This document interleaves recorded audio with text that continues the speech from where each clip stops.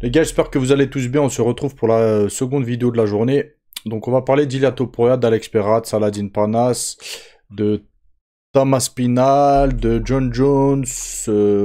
Bref, on va faire un petit peu le tour de l'actu, les amis. Et vous allez voir qu'il y a pas mal d'actu très intéressantes. Donc, on commence tout de suite, les amis, avec une vidéo de Topuria. Topuria nous a fait parvenir des images de lui à l'entraînement.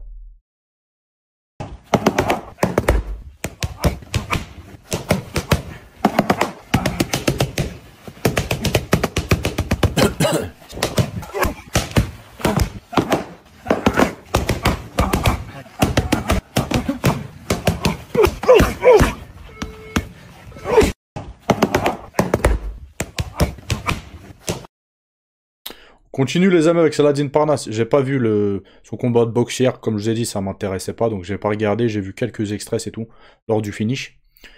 Donc là, à la fin du combat, Saladin Parnasse a pris la parole, donc on l'écoute. Ça va dépendre du KSW aussi, parce que j'ai un combat peut-être en décembre en MMA.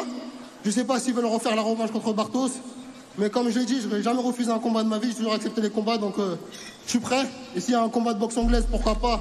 J'ai vu qu'il y a eu beaucoup de personnes qui m'ont call out, comme El Moussaï et plein d'autres combattants. C'est avec plaisir, c'est vraiment avec plaisir.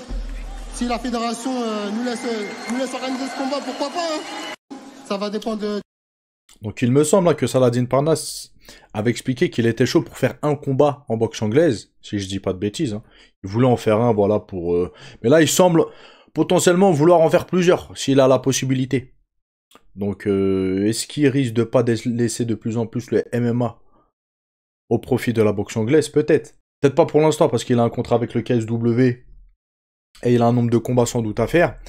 Mais par la suite, voilà, s'il continue à gagner en boxe anglaise, que ça rapporte pas mal. Et on sait qu'il aime beaucoup la boxe anglaise. Donc peut-être que voilà, ça fait des années, il fait du MMA, peut-être qu'il va plus être attiré par la boxe anglaise et plus se tourner vers la boxe anglaise. C'est possible, les gars. D'accord? En tout cas, voilà, il est ouvert à d'autres combats.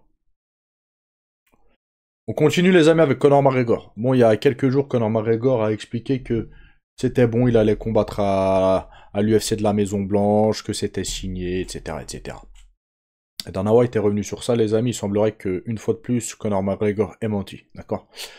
Donc il a dit, Conor est très motivé pour combattre sur cette carte, mais rien n'est encore officiel et aucun combat n'est en cours de négociation avec la Maison Blanche. Il a expliqué, dans un autre truc que j'ai vu, que ça commencera à partir du mois de février 2026. Donc voilà, tout ce qu'il a dit, etc. Bah vous voyez, il est là le truc. Affaire conclue, signé, scellé, Conor McGregor combattra à la Maison Blanche, machin, machin. C'est faux. C'est faux, voilà. Donc Dana White est revenu sur ça, les gars. On continue, les amis, avec Thomas Pinal. Il est revenu sur le cas Alex Pereira. Et en fait, il a expliqué que s'ils devaient s'affronter, les deux, bah, il aurait une stratégie potentielle. Il ferait potentiellement une stratégie, du moins. Il a dit quoi? Je traverserai la cage à toute vitesse et je lui ferai un plaquage de rugbyman. Voilà.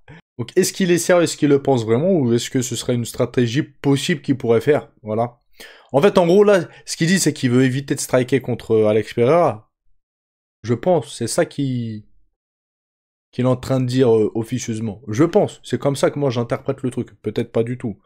En tout cas, voilà. Il n'y aura pas de striking, pas de je sais pas quoi. C'est amené au sol. Il vient, il court, placage. On continue, les amis, avec Khamzat Chimaev qui call out officiellement Alex Pereira. Donc, il a laissé un message. Il a dit félicitations, etc. Il serait temps qu'on règle nos affaires ou qu'on finisse nos affaires, notre business, en gros. Donc, en gros, oui, c'est le call-out, d'accord? C'est un combat à faire, je suppose, parce que c'est une confrontation de style, mais vous allez voir qu'Alex Pereira a répondu, les gars, et il a pas l'air très chaud.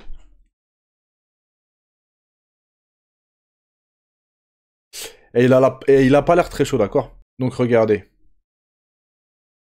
Donc Alex Pereira a réagi à l'appel de Khamzat Chimaev. Merci de me féliciter, Alex Pereira a dit. Mais tout ce que je veux, c'est un super fight. Je veux un combat en poids lourd. Donc là, on voit qu'il n'est pas du tout intéressé par Khamzat Chimaev. Est-ce qu'il a peur? Je sais pas. Je sais pas, les gars. En tout cas, s'il a peur ou s'il le craint, il ne le dira pas. Donc voilà, les gars. Officiellement, il semblerait que Alex Pereira veuille monter chez les poids lourds pour y combattre. Voilà. Et Dana White a répondu à ça, en fait. Il a dit, ouais, l'équipe, en gros, d'Alex Pereira m'a contacté, etc., pour me dire qu'il souhaitait monter chez les poids lourds. Et Dana White, les gars, il est pas très chaud. Il est pas chaud du tout, d'accord? Parce que pour lui, il a encore des combats à faire en 93 kilos. Il a dit, il reste plein de combats en 93 kilos. Voilà, je vois pas pourquoi tu monterais chez les poids lourds. Mais ce que je comprends pas, les gars, et je défends pas Alex Pereira, hein, mais pourquoi Dana White, il a été OK que Topuria monte chez les 70 kilos, ils combattent direct en plus pour la ceinture, le numéro 4, ça n'a pas posé de problème alors qu'il y avait encore des prétendants chez les 66 kilos. Et potentiellement, Topuria pourrait monter aussi chez les 77 kilos. Et ça poserait pas non plus de problème à Dana White. Donc pourquoi ça poserait pas de problème pour Topuria, mais ça poserait un problème pour Alex Pereira. Vous voyez, en fait, Dana White, il est pas de la même manière avec tout le monde. Il y en a, il est d'accord, il est laisse, il y en a, bah non, machin. Vous voyez, on voit que dans sa façon de faire, il est contradictoire. Il est pas pareil avec tous les combattants. Voilà. Et après, les amis, je me dis potentiellement, peut-être Dana White dit ça parce qu'il serait hypé par un combat entre Khamzat Chimaev et Alex Pereira. Parce que là, il se doute bien qu'Alex Pereira, il est aux portes de la retraite. Peut-être qu'il va faire un fight ou deux encore et il va prendre sa retraite. Potentiellement. Donc peut-être que Dana White, il est au courant de choses que nous, on ne sait pas. Peut-être il sait qu'Alex Pereira, là, voilà, ça est, fin de carrière. Alors que Khamzat Chimaev, il se dit quoi? Je peux encore capitaliser sur Khamzat Chimaev. Je peux encore me faire beaucoup d'argent sur Khamzat Chimaev. Parce qu'il a expliqué que lui, il voulait encore durer. Il voulait encore combattre. Donc il se dit quoi? Si la superstar, entre guillemets, Alex Pereira affronte Khamzat Chimaev, qui est aussi une superstar à l'UFC, et si Khamzat Chimaev gagne, voilà, les amis, les gars, ce serait une dinguerie quand même. Ce serait une dinguerie. Là, ça ferait une... Déjà, Khamzat Chimaev, il est hypé de ouf. Et là, les gars, ça serait peut-être l'une des plus grosses stars de l'UFC. Voilà. Donc, Dana White, vous savez, c'est un businessman. Il réagit en tant que businessman, je suppose. Donc quand même, c'est bizarre qu'il ne souhaite pas voir Alex Pereira chez les poids lourds et qu'il dit non, il reste des combats à faire chez les 93 kilos. Voilà. Après, s'il devait monter chez les poids lourds, j'aimerais pas le voir contre John Jones ou même contre Thomas Pinal, je serais pas trop hypé. Mais par exemple, contre Cyril Gane, qui a un très beau striking aussi, là, ce serait pour moi, on va dire, la meilleure confrontation qu'il puisse y avoir. Pour moi, de mon point de vue, d'accord? Duel de striker, etc., ça pourrait être vraiment pas mal, ok? Donc on va voir hein, la suite vis-à-vis d'Alex Pereira, voilà. Et on continue justement avec Alex Pereira, il a dit il veut un super fight lui. Il veut un super fight et il veut uniquement John Jones. Et il veut combattre John Jones ou à l'UFC de la Maison Blanche l'année prochaine, en juin 2026. Donc je sais pas si ça va se faire, personne ne le sait. Hein, pour l'instant, on peut pas, personne ne le sait. En tout cas, on sait que John Jones veut combattre à la Maison Blanche. Et il est call out par Alex Pereira, les gars. D'accord? Donc Dana White, il a dit John Jones est mort, il combattra pas à la Maison Blanche. Mais peut-être il peut accepter si c'est contre Alex Pereira. Parce que John Jones, il doit se dire quoi, Alex Pereira, je vais le déglinguer. Probablement. Et il va pas chercher, je suppose, à striker, etc. Il va essayer de faire comme il a fait avec Cyril Gane, les gars. Amener au sol, etc.